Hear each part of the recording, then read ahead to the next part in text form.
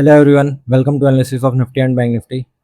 जैसा कि आप देख सकते हैं कि आज निफ्टी की क्लोजिंग काफ़ी अच्छी आई है और कई दिनों बाद निफ्टी जो है कि 24,000 के ऊपर क्लोज हुआ है। और जो है कि निफ्टी गैप अप ओपन हुआ था और गैप अप पूरा सस्टेन भी किया है। इवन ये जो गैप था उसको फिल करने भी नहीं गया है। और मार्केट जो है कि इंट्राडे तो मूवमेंट बहुत कम हुई है, बट क्लोजिंग काफ़ी अच्छी है। और जो गैप अप हुआ था उसको सस्टेन भी किया है। वहीं बैंक निफ्टी देखेंगे तो बैंक निफ्टी इंट्राडे में भी काफ़ी अच्छा मूव किया है और काफ़ी स्ट्रांग है 2 दिन से। यहाँ पे भी स्ट्रांग था, फ्राइडे को भी और आज भी गैप अप हुआ था। ये भी आपका लो ब्रेक नहीं किया है और वहाँ से कंटिन्यू ऊपर गया है। और जो कि लास्ट टिक लगाया 54,405 का, सॉरी 55,405 का, करीब करीब यहाँ तक देखेंगे तो काफ़ी अच्छा मूव कर रहा है बैंक निफ्टी। तो देखते हैं फर्दर। कल इसमें है एक्सपायरी, कल मंथली एक्सपायरी है निफ्टी बैंक निफ्टी सबकी एक्सपायरी कल है। और थर्सडे को हॉलीडे थी, इस वजह से सेंसेक्स की एक्सपायरी आपकी वेडनेसडे को है। तो फिलहाल देख लेते हैं कि मार्केट में कल हम एक्सपायरी को कैसे ट्रेड करेंगे। वही देखेंगे तो अभी सब बैंकिंग के जितने भी शेयर हैं काफ़ी अच्छे ट्रेड कर रहे हैं सब। एक्सिस बैंक भी आपका ये ब्रेकआउट लेवल पे है। Bank Nifty already, sorry HDFC bank भी आ गया है अभी, इसका रेजिस्टेंस यहाँ पे मिलेगा तो अभी इसमें भी स्पेस है। आईसीआई बैंक भी बॉटम से उठ रहा है। कोटक वगैरह तो थोड़ा स्ट्रॉन्ग थे ही। और एसबीआई भी। रिलायंस उतना अच्छा नहीं चल रहा है। अगर कल रिलायंस सपोर्ट करेगा तो निफ्टी को पुल करेगा ऊपर की साइड। और आईटी सेक्टर भी इधर अच्छा कर रहा, होल्ड कर रहा है। अगर ये भी कल कहीं इसको जब ब्रेक करेगा 29,600 को, तो ये अच्छा मूव करेगा। अभी हम स्मॉल टाइम फ्रेम पे देख लेते हैं कि निफ्टी को कल कैसे ट्रेड करेंगे। हमने डिस्कस किया था कल फ्राइडे का आपको। मार्केट यहाँ पे क्लोज हुई है, ऑल्दो बहुत सेलर नहीं होंगे बट होंगे। तो मार्केट गैप अप के लिए अगर ऊपर जाएगी 24 के ऊपर चली जाएगी तो फिर हम वहाँ से सेल करेंगे। तो मार्केट ने ऐसा कुछ नहीं किया, मार्केट ओपन हुई है। हमने यहाँ पे कहीं पोजीशन बनाई थी सेलिंग की, आपने देखी भी होगी। यहाँ पे आई है, यहाँ होल्ड की है। हम एक्सपेक्टेड था कि ये लो ब्रेक करेगी एटलीस्ट, क्योंकि निफ्टी बैंक निफ्टी कोई तो करेगा, बट ऐसा कुछ नहीं हुआ। ये ब्रेक नहीं की, ऊपर गई है, पूरे दिन ये ब्रेक नहीं किए है और शाम को ये हाई ब्रेक किया है। और ये 24 से रेजिस्टेंस ले रहा था, तो ये तो एक्सपेक्टेड था कि ये ऊपर की साइड ब्रेक करेगा ही करेगा। बट इसने बहुत टाइम लगा दिया है और काफ़ी साइडवेज सा प्रीमियम बहुत दिखे हुआ है। विक्स भी देखेंगे तो 6% डाउन है, जो कि इसके प्रीमियम में उतनी मूवमेंट नहीं थी। इतनी अच्छी अच्छी कैंडल ये शाम को बनी, इसमें भी उतनी मूवमेंट नहीं हुई। शाम को जाके ये जो भी लोग कॉल सेल करके बैठे थे, जिन लोगों को उम्मीद थी कि मार्केट फॉल हो जाएगी, लेकिन जब वो 24,000 क्रॉस कर गया तो वो लोग भी अपनी जो शॉर्ट की पोजीशन थी वो बुक कर लिए हैं। फिलहाल के लिए देखें तो मार्केट फ्लैट ही दिखा रहा है 10 से 20 पॉइंट। और जो अगर आप प्रीमियम ऑप्शन चैन देखेंगे उसमें जो कॉल साइड के प्रीमियम बहुत ही हाई है, इन्फ्लेटेड है। तो कल अगर ये फ्लैट खुलेगी तो प्रीमियम तो मेल्ट होने वाले हैं अच्छे खासे रात में ही। क्योंकि अगर आप देखेंगे पुट के प्रीमियम 57-60 रुपीज़ है और वहीं कॉल के करीब करीब 157 है। 100 रुपीज़ का डिफरेंस है, जो कि बहुत ज़्यादा है। तो करीब करीब ये 70-80 पे खुलेंगे। 40-50 रुपये तो ऐसे ही चले जाएंगे। जो भी लोग सेल करके होंगे काफ़ी अच्छा, जो भी लोग कैरी फॉरवर्ड किए होंगे उन लोगों का तो लॉस होने वाला है खुलने से ही। अगर कुछ बहुत पॉजिटिव अगर न्यूज़ मान लीजिए रात में आ गई तो अलग बात है, लेकिन अभी तो फ्लैट ही दिखा रहा है। और आज यूएस मार्केट डाउन है, मतलब down in the sense US market close है, तो यूएस मार्केट तो ट्रेड नहीं हो रही, वहाँ का फ्यूचर ट्रेड हो रहा है जो मॉर्निंग से ही यहीं पे है। क्रूड ऑयल भी करीब करीब 5% डाउन था, अभी थोड़ा सा ऊपर आया है।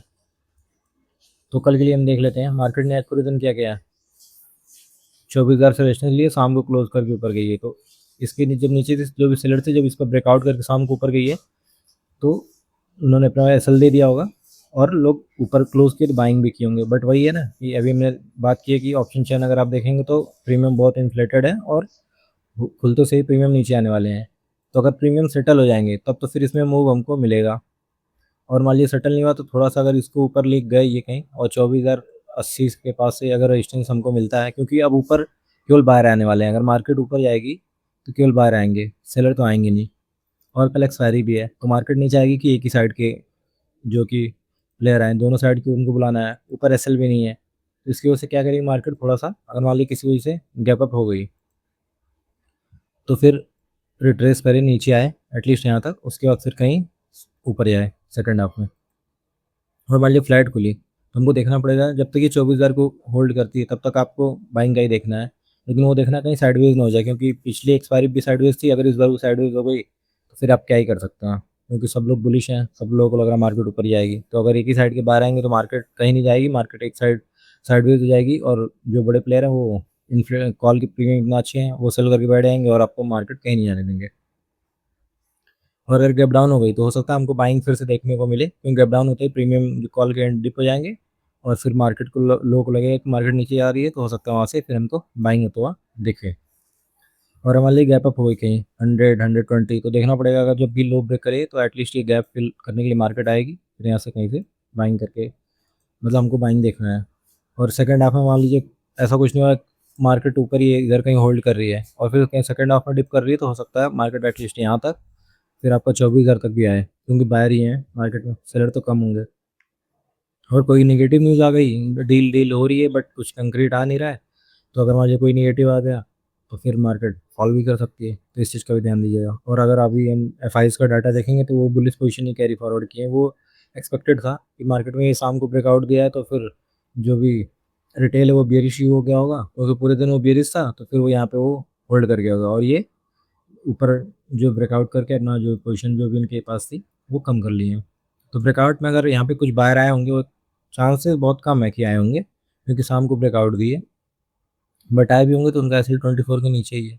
तो मार्केट अगर फ्लैट खुले या गैप डाउन खुले, अगर इनको टारगेट कर रही है 24 के नीचे आ रही है, तभी हम टारगेट कर सकते हैं, नहीं तो फिर अगर मार्केट ऊपर ही आ रही है तो फिर ऊपर जा सकती है। और फिर 2 दिन से देखेंगे तो निफ्टी मूव नहीं कर रहा है, बैंक निफ्टी अच्छा मूव कर रहा है, तो हो सकता है कल निफ्टी मूव करे। तो अगर मार्केट और ये फ्लैट खुल के गैप खुल के ऊपर जा रही है, तो हो सकता है 80, 100, 120 स्टार्टिंग में ही चले जाए, फिर वहाँ कहीं साइडवेज रहे, फिर शाम को डिप करके फॉल करे या फिर डिप करके आपका ऐसे ऊपर जाए।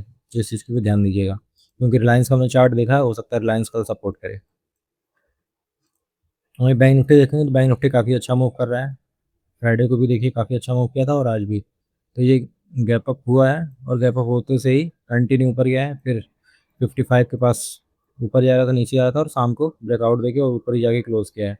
इसमें भी देखेंगे तो अगर गैप अप खुला या फ्लैट खुला तो ऊपर एसएल तो है नहीं, तो हो सकता है मार्केट अगर गैप अप खुल गया तो ये तो प्रॉफिट में हो जाएंगे, बट मार्केट के पास एसएल नहीं है, तो हो सकता है मार्केट एसएल क्रिएट कर नीचे है तो कहीं साइडवेज होकर फिर ऊपर जाए, क्योंकि ट्रेंड अप साइड है। मान लीजिए फ्लैट खुल गया और उसके बाद नीचे आ रहा है, तो हो सकता है मार्केट जो भी एसएल सेलर थे एसएल थे वो तो निकाल दिया, क्योंकि शाम को ब्रेकआउट आ गया होके ऊपर गया है और ऊपर ही मार्केट जा भी रही है, तो निकल गया है, तो फिर हो सकता है थोड़ा सा सेलर का एसएल बुलाने के लिए मार्केट नीचे आए, 55, 200 के नीचे जाए, फिर वहाँ से कहीं सेकंड हाफ में बाइंग देख सकते हैं। और गैप अप खुल गया तो हमने डिस्कस किया है कि ऊपर तो एसएल अवेलेबल नहीं है, तो हो सकता है मार्केट वहाँ से फिर फॉल कर सकती है, तो इस चीज़ का ध्यान दीजिएगा आप। अभी हम डिस्कस कर लेते हैं डाटा। डाटा में तो अभी फ़िलहाल जो क्लाइंट है उन्होंने अपनी पोजीशन जो बुलिश थी वो कट की है, मार्केट ऊपर गई है, तो ये ऐसे ही करते हैं मोस्टली। और जो एफआई थे उन्होंने भी अपनी पोजीशन जो बेरिश थी वो कट की है, तो जो इनके पास बेरिश पोजीशन थी वो कम की है। और एफआई प्रोज का देखेंगे तो इन्होंने ऐड की है, तो प्रो तो बुलिश है। और अगर ऑप्शन से देखें तो एफआईज ने कॉल बाइंग की है और जो पुट है शॉर्ट किया है, तो इनके पास जो पुट बाइंग थी वो कम किया है और जो कॉल सेल किए थे वो भी कम किया है, तो ये बुलिश है कल के लिए। अब प्रोज का देखेंगे तो इन्होंने भी अपनी जो कॉल बाइंग थी वो कम की है, क्योंकि हो सकता है डीके आज मिल रहा था ज़्यादा और तो लग रहा है मार्केट ठीक है, 2 दिन मूव कर चुकी है और अब ऊपर ना जाए, इस वजह से कल एक्सपायरी भी है, तो इन्होंने बुक किया है और पुट भी कम किया है। पुट कम किया है तो अच्छा है, बट ये इन्होंने बुलिश पोजीशन नहीं बनाई है, मैं देखेंगे तो इन्होंने बुलिश पोजीशन बनाई है प्राइस ने। और अगर क्लाइंट का देखेंगे तो इन्होंने क्या किया, कॉल शॉर्ट किया है और पुट बाइंग की है कल के लिए, उनका जो पुट शॉर्ट थी वो कम कर रहे हैं, तो ये बेरिश हो रहे हैं क्लाइंट, प्रो और एफआईज बुलिश हो रहे हैं, तो ये बुलिश हो रहे हैं तो हो सकता है मार्केट को ऊपर ले आए खुलते से ही या गैपअप खोलें, फिर वही है कि आपका देखना पड़ेगा 24,100 या 150 या 200 जहाँ भी पहुँच जाए, तो वहाँ से अगर सेकंड हाफ में फॉलो कर रही है तो मार्केट गिर सकती है, क्योंकि इनके पास पोजीशन है और ये हो सकता है अपने लगे पोजीशन बुलिश बनाने, और मान लीजिए मार्केट किसी से नीचे जा रही है तो फिर सेकंड हाफ में मूव ऊपर की साइड आ सकता है। फिलहाल देख के तो ये लग रहा है डाटा। वीडियो अच्छा लगा तो लाइक करिए, शेयर करिए, सब्सक्राइब करिए। Thank you.